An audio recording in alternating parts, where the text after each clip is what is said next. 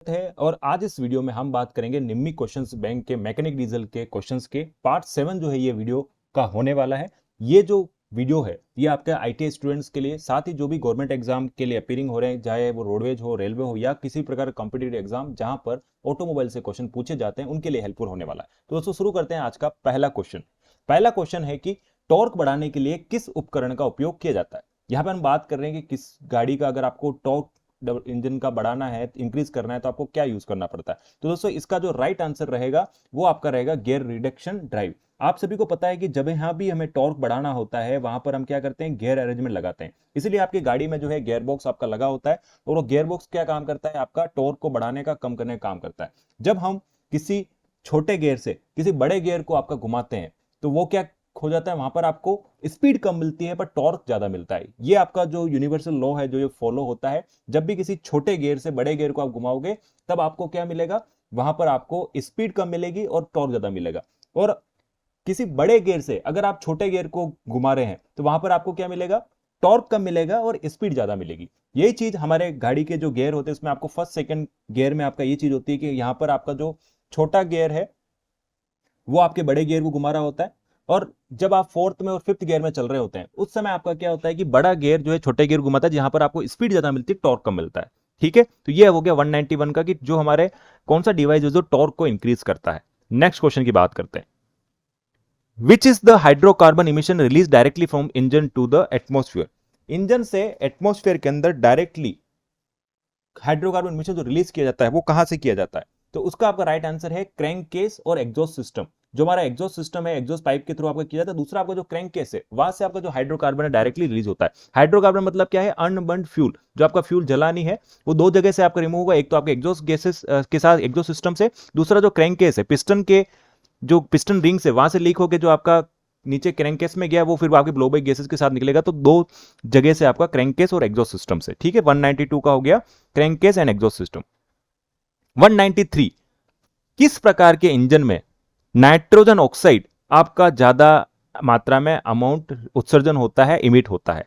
तो इसका आपका आंसर रहेगा कंप्रेशन इग्निशन इंजन यानी डीजल इंजन। इसके पीछे का कारण क्या है मैं आपको बता दूं, क्योंकि नॉक्स का बनने का सबसे महत्वपूर्ण जो कारण है वो होता है कि आपके कंबस्टन चैम्बर का टेम्परेचर आपका हाई होना। और ये compression ignition engine diesel engine में क्यों होता है, क्योंकि डीजल इंजन में हम फ्यूल को जलाने के लिए हवा को काफी ज्यादा मात्रा में क्या करते हैं, कंप्रेस करते हैं, जिससे कि जब फ्यूल बर्न होता है तो काफी ज्यादा हाई टेम्परेचर जो है वहां पर डेवलप होता है, जिसके कारण नॉक्स जो है वो काफी ज्यादा आपका डेवलप होगा। किसमें, डीजल इंजन में। ठीक है, तो नॉक्स सबसे ज्यादा अगर पेट्रोल और डीजल की बात करें या आपके टू स्ट्रोक एलपीजी की बात करें सबसे ज्यादा किसमें होगा, आपका डीजल इंजन, सीआई इंजन में। 194 क्वेश्चन है। आपको यहां पर चार ऑप्शन दिए गए और पूछा गया कि इनमें से ग्रीन हाउस इफेक्ट कौन सी गैस है। तो इनमें से आपकी ग्रीन हाउस इफेक्ट कौन सी है, CO2। ग्रीन हाउस इफेक्ट क्या है कि जो हमारा डे बाय डे आपकी ग्लोबल वार्मिंग कर रहा है वो गैस कौन सी है, हमारी CO2 है। ये CO2 आपको डायरेक्टली किसी प्रकार का नुकसान नहीं कर रही है, बट हमारे एनवायरमेंट को ग्रीन हाउस इफेक्ट दे रही है, टेम्परेचर जो बढ़ा रही है। हम खुद जो है वो एक CO2 जो रिलीज करते हैं, बट आपके लिए दूसरे CO क्या है, हानिकारक है। ठीक है, और O2 तो कोई दिक्कत नहीं, O2 तो ऑक्सीजन है और आपका नाइट्रोजन भी किसी फर्क नहीं है। तो ग्रीन हाउस इफेक्ट गैस कौन सी है, आपकी CO2।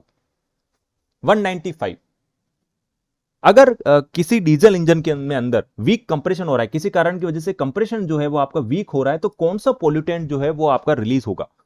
तो दोस्तों बताओ कौन सा पोल्यूटेंट रिलीज होगा। दोस्तों यहां पर जो पर्टिकुलेट मैटर है वो सबसे ज्यादा मात्रा में आपका क्या होगा, रिलीज होगा, जब आपका वीक कंप्रेशन हो रहा है। इंजन के अंदर जो पिस्टन है वो सही ढंग से कंप्रेस नहीं कर पा रहा है, किसी प्रकार से कोई लीकेज है, तो उस वजह से आपका क्या है, हमारा पोल्यूटेंट के रूप में पर्टिकुलेट मैटर जो है वो सबसे ज्यादा रिलीज होगा।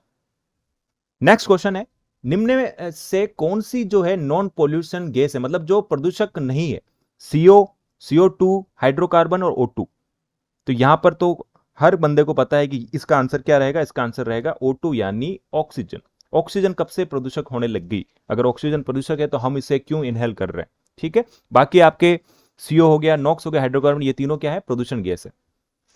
197 क्वेश्चन है कि हाइड्रोकार्बन के पोल्यूटेंट गैस का जो मेन सोर्स है वो कौन सा है। ठीक है, तो हाइड्रोकार्बन जो पोल्यूटेंट है वो आपका सबसे ज्यादा कहां से निकलेगी, वो आपके निकलेगी एग्जॉस्ट सिस्टम से। जो आपके गाड़ी का जो एग्जॉस्ट सिस्टम है वहां से क्या निकलता है, हमारा हाइड्रोकार्बन जो है वो पोल्यूटेंट गैस के साथ बाहर निकलता है, उसका सबसे मेन सोर्स आपका एग्जॉस्ट सिस्टम है।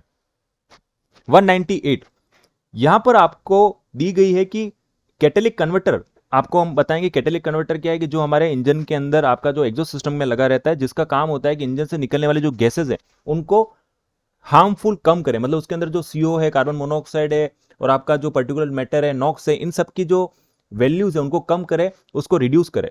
तो यहां पर आपके 4 रिएक्शंस दिए हुए, पूछा गया है कि आपका कैटेलिक कन्वर्टर में रिएक्शन होने के बाद कौन सा जो है सबसे कम पॉल्यूशन वाली रिएक्शन है।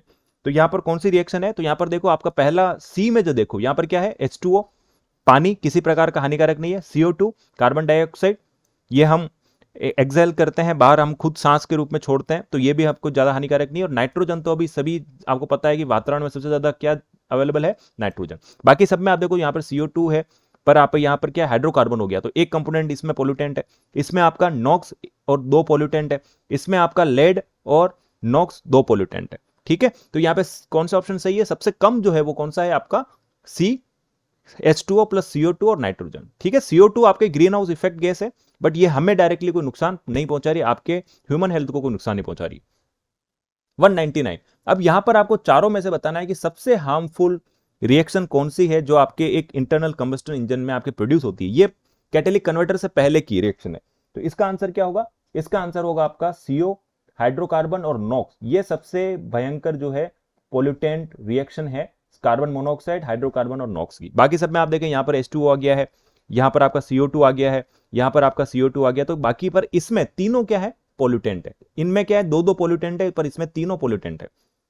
200 question, where the positive crankcase ventilation fitted, ये क्रैंकेस वेंटिलेशन सिस्टम जो है वो कहां फिटेड होता है, उसको जानने से पहले आपको समझना होगा कि crankcase, positive crankcase ventilation system होता क्या।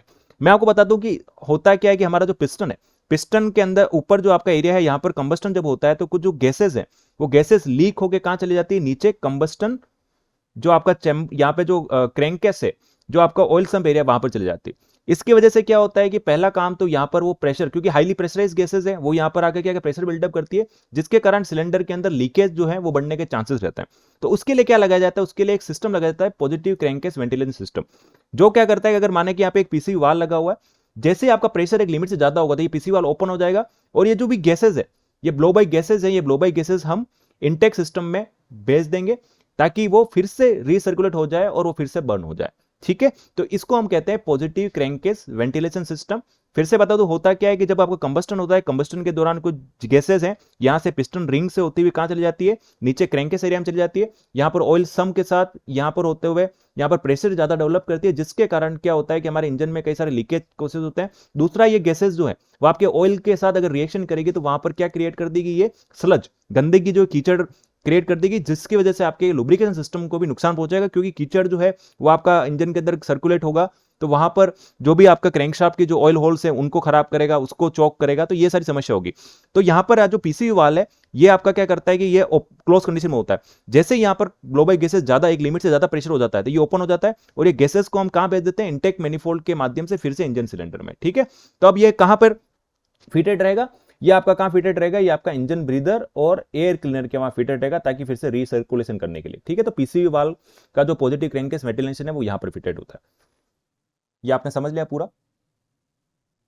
What is the use of कैटेलिक converter, कैटेलिक converter का उपयोग क्या, मैंने आपको पहले ही बताया, कैटेलिक कन्वर्टर का काम होता है आपका जो पॉल्यूशन है, इमिशंस जो है उनको कम करना, नॉक्स हो गया, हाइड्रोकार्बन हो गया, कार्बन मोनोऑक्साइड हो गया, पर्टिकुलेट मैटर हो गया, इन सबको कंट्रोल करने का काम क्या करता है, कैटेलिक कन्वर्टर होता है। इस तरह का आपका पूरा सिस्टम रहता है, जिसमें अलग अलग आपके लेयर्स रहती है, जिनमें आपके रोडियम, पैलेडियम, ये सब मटेरियल्स का आपका पूरा बना रहता है। कुछ पार्ट जो है आपका नॉक्स को कंट्रोल करता है, कुछ आपका कार्बन मोनोऑक्साइड को करता है, कुछ हाइड्रोकार्बन को करता है। उसके अंदर कई सारे कैटेलिक कन्वर्टर होते हैं, जैसे एल्यूमिना ऑक्साइड, सेरियम ऑक्साइड, कुछ अलग अलग धातु है, कुछ रिएक्शन करके आपका जो हानिकारक, कम हानिकारक, देखो आप क्या निकल रहा है यहाँ से, H2O, CO2 और नाइट्रोजन। ठीक है, तो इसको रिएक्शन करने के लिए कैटेलिक कन्वर्टर काफी महंगा भी आता है, आपने सुना भी होगा कि गाड़ियों में कई सारी बार ये कैटेलिक कन्वर्टर जो है चोरी होता है, क्योंकि इसके अंदर जो मटेरियल है वो काफी प्रेशियस मटेरियल आपका रहता है। ठीक है, 202 क्वेश्चन, आपका ईजीआर का क्या पर्पस है। पहले बात, आपको एग्जाम में कई बार ईजीआर की फुल फॉर्म पूछ सकते हैं, तो ईजीआर की फुल फॉर्म होती है एग्जॉस्ट रीसर्कुलेशन वाल्व। इसका काम होता है हमारे इंजन के जो पॉल्यूशन है, इमिशन है, उसमें से क्या कम करना, नॉक्स को कम करना। ठीक है, अब ये कम कैसे करता है आपको मैं आपको बता दूं, ये आपका हो गया एक डीजल इंजन। और जो डीजल इंजन है उसके एग्जॉस्ट साइड में आपका क्या लगा रहता है, यहां पर आप देखिए ईजीआर वाल है, तो जो भी जली हुई गैस निकल रही है उसकी कुछ मात्रा को यहां से भेजा जाता है पहले ईजीआर कूलर में। इस ईजीआर कूलर में आपका कूलेंट जो है वो चल रहा होता है एक साइड आपका गैसेस चलती है, दोनों का फिजिकल कॉन्टेक्ट नहीं होता है, बट आपस में ये क्या क्या करते हैं, हीट ट्रांसफर करते हैं, जिससे जो एग्जॉस्ट गैस है थोड़ी ठंडी होती है, और ठंडी होने के बाद इसको फिर से इनटेक मैनिफोल्ड के साथ कनेक्ट करके यहां पर इंजन में फिर से रीसर्कुलेट किया जाता है, जिसके कारण क्या होता है कि आपने देख पहले पढ़ा है कि जो नॉक्स है उसके बनने का मेन कारण है इंजन के जो सिलेंडर के अंदर कंबस्टन चेंबर का टेम्परेचर हाई होना। तो ये गैसेस जब रीसर्कुलेट होकर अंदर जाती है तो यहां पर क्या होता है कि वो जो एग्जॉस्ट गैसेस है वो उसका टेम्परेचर जो है थोड़ा डाउन करेगी, जिससे नॉक्स का फॉर्मेशन कम होगा। तो ये काम होता है आपका ईजीआर वाल का, ठीक है। तो ईजीआर वाल का काम क्या होता है, हमारा नॉक्स को कम करना, और आपने पूरा यहां से सिस्टम जो सेटअप देख लिया। अब बात करते हैं कि आजकल जो BS6 गाड़ियां हैं, BS4 गाड़ी में आपने सुना होगा एक टर्म DPF। इस DPF की फुल फॉर्म क्या है? इस DPF की फुल फॉर्म आप देखें तो इसकी DPF की फुल फॉर्म आपके रहेगी डीजल पर्टिकुलेट फिल्टर। और आजकल जो BS6 गाड़ी है उसमें काफी महत्वपूर्ण इसका काम है, इसके लिए कई सारे रीजनरेशन टर्म आपने सुने होगी, जो हम कभी डिटेल डिस्कशन करेंगे कि रीजनरेशन क्या होता है, मैं इसके लिए पर्टिकुलर वीडियो बनाऊंगा। तो रीजनरेशन के द्वारा इस DPF को क्या क्लीन किया जाता है, ये देखिए इस तरह का DPF होता है। इसमें होता है क्या है, जो भी आपकी जली हुई गैस है वो जली हुई गैस यहां से निकलेगी, तो इसके अलग अलग पार्ट होते हैं, DOC, SCR, ये सब। तो ये जो DPF का काम क्या होता है, जो भी जली हुई गैस है इसमें जो पर्टिकुलेट मैटर है उसको क्या करना, यहां पर ट्रैप करके रखना, उसको आगे नहीं जाना देना, बाहर नहीं निकालना पर्टिकुलर मैटर को। एक लिमिट तक जमा हो जाएगा, तो देखिए अब जब ये जमा हो जाता है तो कुछ इस तरह का होता है। फिर इसको क्लीन मेथड करने के लिए क्या मेथड होता है, एक तो रीजनरेशन मेथड होता है। बार बार आपके गाड़ियों में क्या होता है कि यहां पर एक तरह से सिंपल भाषा में बताऊं तो यहां पर फ्यूल को स्प्रे किया जाता है, जिसकी वजह से क्या फिर से आग लगती है, और ये जो पर्टिकुलर मैटर यहां पे जमा है वो राख में कन्वर्ट हो जाता है। और बाकी अगर फिर भी रीजनरेशन से नहीं हो रहा है तो इसको निकाल कर बाहर कई सारी मशीनरी होती है, उस मशीनरी द्वारा क्लीन किया जाता है, तो ऐसा हो जाएगा, ठीक है। तो ये आपका DPF पे आपको सिंपल इसकी फुल फॉर्म ध्यान रखनी है, और किसको कंट्रोल करता है, ये पर्टिकुलर मैटर को। फिर आपका है कि what is the purpose of EVAP canister. अब ये EVAP कैनिस्टर क्या है इसके बारे में हम जानते हैं। तो देखिए ये आपका EVAP कैनिस्टर क्या है कि ये हमारा है टैंक, फ्यूल टैंक, जिसके अंदर आपका पेट्रोल भरा हुआ है। अब आपको पता है कि पेट्रोल अगर आपकी गाड़ी में भरा रहेगा तो कुछ समय बाद क्या रहेगा, जैसे जैसे गाड़ी चलेगी और आपका जो गाड़ी खड़ी रहेगी उस कंडीशन में क्या है कि ये जो फ्यूल्स है इसकी क्या बनेगी, भाप बनेगी, फ्यूम्स बनेगी, वेपर फॉर्म में कन्वर्ट होगा, ठीक है, लिक्विड है वेपर में कन्वर्ट होगा। तो नॉर्मल पहले क्या होता था कि यहाँ पे आपका एक क्या दे देता था, पाइप दे देता था, और ये जो ये है यहाँ से बाहर वातावरण में चला जाता था। मतलब आपका जो हाइड्रोकार्बन इमिशन हो रहा है, इवेपोरेटिव इमिशन जो है वो हो रहा है, मतलब आपका जो फ्यूल है वो वेस्टेज जा रहा था और पॉल्यूशन भी कर रहा था। बट गवर्नमेंट ने अब बोल दिया भैया नहीं, ऐसा आप नहीं करना है, ये लाइन आपको बंद कीजिए, आपको किसी भी प्रकार से जो पेट्रोल है उसको बाहर फ्यूल को नहीं छोड़ना है, क्योंकि ये आपके लिए वातावरण के लिए हानिकारक है। तो ठीक है भैया नहीं करेंगे, तो क्या कर दिया, अब तो ये वेपर तो बनेगी ना, वेपर को बनने से कौन रोक सकता है। इसके लिए क्या कर दिया, ठीक है ये लाइन को बंद किया और यहां पर आपकी एक लाइन जो है लगाई और कनेक्ट कर दी चारकोल कैनिस्टर से। चारकोल आप सभी को पता है, चारकोल कैनिस्टर का एक सेटअप बना है। अब यहां पे जो वेपर फॉर्म बनी वो वेपर फॉर्म जाके चारकोल कैनिस्टर क्या कर लेता है, इसको सोख लेता है, यहां पर एब्जॉर्ब कर लेता है, ठीक है। और एब्जॉर्ब करने के बाद आपका क्या रहेगा कि इसको अब यहां पे एब्जॉर्ब कर लिया, आपका इश्यू लगा हुआ है। अब जैसे ही आपका इंजन में जब रिक्वायरमेंट होगी तब ये क्या करेगा, यहां पे ये पर्ज वाल्व जो है ये आपका ओपन होगा, तो यहां से जो गैस जो आपका लिक्विड है वो कहां चला जाएगा, वो हमारे इनटेक मैनिफोल्ड में चला जाएगा, और इनटेक मैनिफोल्ड से आपका इंजन के अंदर। तो आपने क्या किया, एक तो इमिशन होने से रोक दिया, हाइड्रोकार्बन जो इमिशन इवेपोरेटिव इमिशन था वो आपका रुक गया। दूसरा आपका जो पेट्रोल का वेस्टेज हो रहा था पहले, तो वेस्टेज भी नहीं होगा, क्योंकि हमने इसको फिर से क्या कर दिया, रीयूज कर दिया। रीयूज क्या हो, मतलब ये वेस्टेज जा रहा था उसको फिर से हमने यूज में ले लिया। तो ये आपका पूरा होता है EVAP कैनिस्टर। तो EVAP कैनिस्टर का मेन काम क्या होता है, to trap the fuel vapour. Fuel vapour को क्या करता है, ये ट्रैप करके रखता है। चारकोल कैनिस्टर का काम सिर्फ होता है आपका इसको ट्रैप करके रखना। बाकी पूरे EVAP का सिस्टम मैंने आपको बता दिया कि क्या काम है, पूरे सिस्टम का काम यहाँ से जो निकला इसको ये कैनिस्टर इसको जो है एब्जॉर्ब करेगा, यहाँ से फिर आगे भेजेगा पर्ज वाल्व की मदद से, ठीक है। और ये इश्यू के जो है मतलब कहने पे काम करता है। नेक्स्ट है कि which of the hydrocarbon emission release after the combustion of engine. कौन सा हाइड्रोकार्बन इमिशन जो है वो आपका इंजन के अंदर कंबस्टन के बाद आपका रिलीज होता है, तो कहां से रिलीज होता है, ठीक है। तो आपका कहां से रिलीज होगा, वो आपका है एग्जॉस्ट सिस्टम। सभी को पता है कि कंबस्टन के बाद कहां से होगा, एग्जॉस्ट सिस्टम। बाकी ये फ्यूल टैंक जो है यहां से पहले होता था, आज के समय में ये नहीं होता है। कार्बोरेटर से भी नहीं होता है इवेपोरेटिव इमिशन।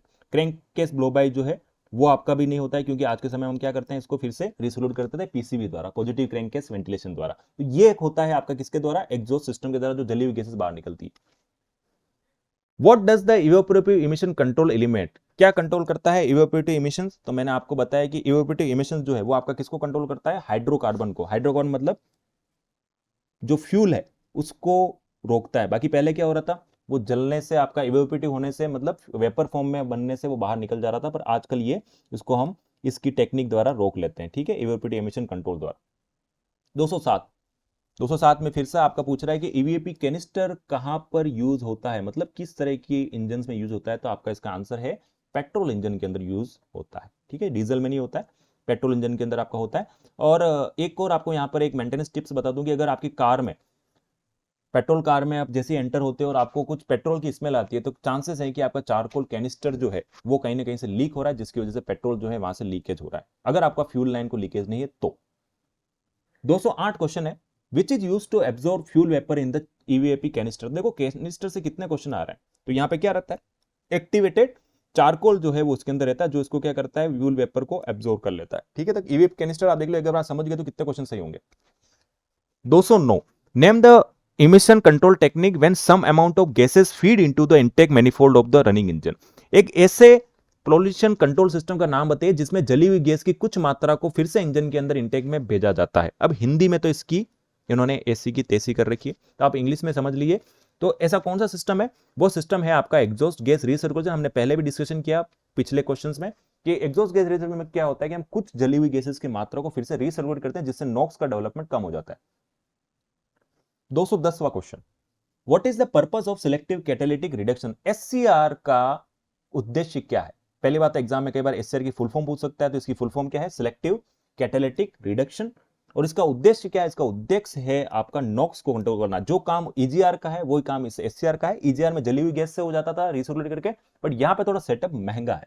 इसमें क्या होता है कि आपका ये एससीआर पूरा सिस्टम लगा रहता है, जहां पर हम क्या करते हैं कि एक एडब्ल्यू, जिसे आजकल हम सुनते हैं कि डीईएफ कहते हैं, डीजल एग्जॉस्ट फ्लूइड, एडब्ल्यू का टैंक लगा रहेगा, उस टैंक से एक इंजेक्टर जो है वो आपका कनेक्ट किया जाता है। यहाँ पे एक टैंक लगा दिया, टैंक से आपका एक इंजेक्टर है, यूरिया डोजिंग मॉड्यूल है, तो यहाँ से आप यूरिया को स्प्रे करोगे और जली हुई जो गैसेज यहाँ पर आएगी, तो इसके साथ रिएक्शन करके वो क्या कन्वर्ट करता है, वो आपका कन्वर्ट करता है उसको नाइट्रोजन और H2O, मतलब पानी, जो यूरिया जो है उस यूरिया के साथ रिएक्शन करके वो पानी बनाता है, प्लस आपका जो है N2 बनाता है। तो इस तरह से आपको बाई प्रोडक्ट क्या निकलते हैं? N2, H2 और CO2। तो ये पूरा सेटअप है एससीआर। इसलिए आपने देखा होगा BS6 गाड़ियों में कई सारा जो गाड़ी है, आप आजकल नई बोलेरो लेंगे तो उसमें भी, थार में भी, स्कॉर्पियो में, और टाटा की गाड़ियों में आप देखेंगे, इन सभी गाड़ियों में आपको BS6 के अंदर ये एससीआर सेटअप जो है देखने को मिलेगा। और इसकी जो एफिशिएंसी रहती है वो 95 से 98% तक रहती है।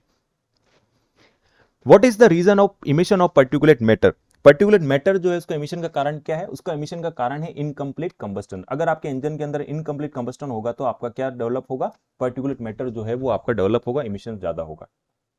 212, how do we achieve near zero emission diesel engine? मतलब कैसे आप जीरो इमिशन, अब ये यहां पर ये क्वेश्चन थोड़ा अप्रोप्रिएट तो नहीं है, क्योंकि जीरो इमिशन तो पॉसिबल नहीं होगा without electric vehicle. Diesel engine में आपका इमिशंस तो होगा, फिर भी ठीक है। यहां पर किससे आप कम कर सकते हो? तो आपका किससे कम कर सकते हो? EGR plus SCR.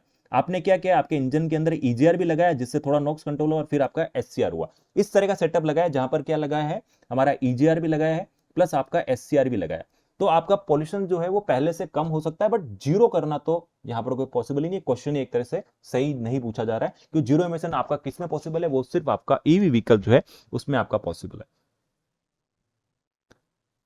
213 question, what is the purpose of crankcase ventilation? तो क्रैंककेस वेंटिलेशन का पर्पस क्या है? जो आपका मैंने बताया कि जो जली हुई गैसेज है वो आपके कहां चली जाती है? क्रैंककेस के अंदर चली जाती है, जिसके कारण प्रेशर जो वहां पर बिल्डअप हो जाता है। तो प्रेशर को प्रिवेंट करने के लिए, रोकने के लिए आपका क्या क्या यूज किया जाता है? क्रैंककेस वेंटिलेशन का, ठीक है। 213 का आपका ए।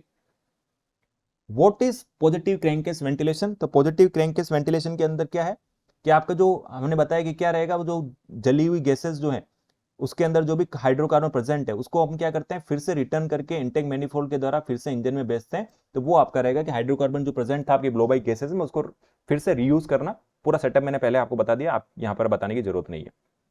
215, वेयर ईजीआर वाल कनेक्टेड? तो ईजीआर वाल कहां कनेक्टेड रहेगा? जैसे कि मैंने बताया कि ईजीआर वाल का काम होता है जली हुई गैसेज को लेना और फिर से कहां देना, जो फ्रेश एयर जा रही है उसके साथ। तो जली हुई गैसेज कहां से आएगी? एग्जॉस्ट सिस्टम से। तो एक तो एग्जॉस्ट सिस्टम से कनेक्टेड रहेगा, दूसरा फ्रेश एयर कहां से आएगी? इंटेक सिस्टम में। तो दूसरा क्या हो गया? Intake system. सिंपल है। आपको अगर कंसेप्ट क्लियर है तो आपको कोई क्वेश्चन आपको दिक्कत नहीं, भले कितना एग्जामिनर क्वेश्चन को घुमा ले, ठीक है। तो ये आपका हो गया एग्जॉस्ट सिस्टम और इनटेक सिस्टम से कनेक्टेड रहे। क्यों रहेगा मैंने बता दिया, क्योंकि एक साइड ये एग्जॉस्ट सिस्टम जो है उसको भेजना है तो एग्जॉस्ट सिस्टम कनेक्ट रहेगा, दूसरा उसको इनटेक से फ्रेश एयर के साथ मिक्स करना है, उसके लिए इनटेक से कनेक्ट रहेगा। Which one of these which one is strong electromagnetic switch in starting system? Starting system के अंदर सबसे मजबूत आपके विद्युत चुंबक स्विच कौन सा है? तो इसका आपका आंसर होगा सोलेनोइड स्विच जो है वो आपका क्या है, इलेक्ट्रोमैग्नेटिक स्विच रहेगा, ठीक है। तो 216 का क्या रहा, बी। अब 217 में आपका ड्राइव मैकेनिज्म बताया किसका है, ये हमारा स्टार्टर मोटर का है। और स्टार्टर मोटर में पूछ रहा है किस तरह का ड्राइव मैकेनिज्म है, तो ये आपका ड्राइव मैकेनिज्म किस टाइप का है, ये है आपका एक्सियल ड्राइव। एक्सियल ड्राइव मतलब यहां पर जो ये मूवमेंट होता है इसमें कैसे होगा, ये आगे जाएगा, इससे मैश होगा और रिटर्न फिर से इधर आएगा, ठीक है। तो ये एक्सियल जो है मूवमेंट हो रहा है, इसमें एक्सियल ड्राइव जो है। 218 what is the function of regulator in alternator? Alternator के अंदर रेगुलेटर का काम क्या है, मैं आपसे पहले पूछता हूं कि अल्टरनेटर का काम क्या होता है। तो अल्टरनेटर का काम क्या होता है, हमारे इंजन के अंदर जो बैटरी लगी हुई इस बैटरी को चार्ज करना। और इस रेगुलेटर का काम क्या होता है, रेगुलेटर का काम होता है कि आपका जो अल्टरनेटर का जो फील्ड करंट है उसको लिमिट करना। जब आपकी बैटरी चार्ज हो गई है उसके बाद एक्सेस जो है वो करंट वहां पर नहीं देना, तो अल्टरनेटर जो फील्ड करंट है उसको क्या करना, लिमिट करने के लिए, कंट्रोल करने के लिए आपका क्या लगा रहता है, रेगुलेटर जो है आपका लगा रहता है। तो इसका आंसर रहेगा ए।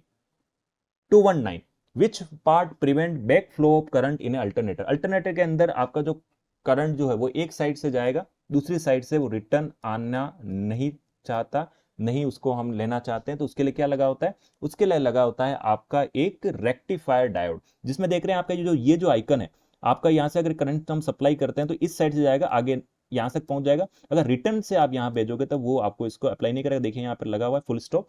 तो ये चीज जो होती है वो कौन करता है, ये करता है हमारा रेक्टिफायर डायोड, ठीक है।